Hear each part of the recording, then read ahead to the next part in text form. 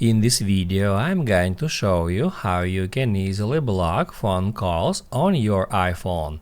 Be sure to watch the video to the very end so you don't make any mistakes, and of course do not forget to like this video and subscribe to my channel. Thanks guys.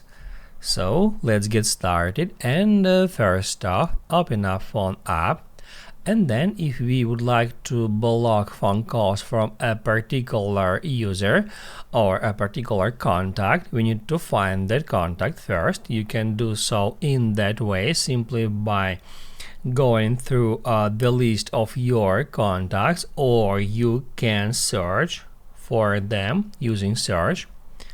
After that, open up the contact and then scroll down to the very bottom, where you can easily find block this caller option. If you tap on it, it will ask you, are you sure you would like to block this contact? Once it is blocked, you will not receive phone calls, messages or FaceTime from people on the block list. To block a contact, tap at block contact. However, let's say you would like to block all the calls and messages from the unknown callers.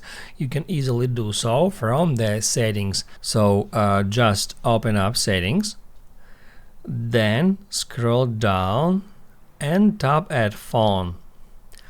After that, right here, you can easily find silence unknown callers.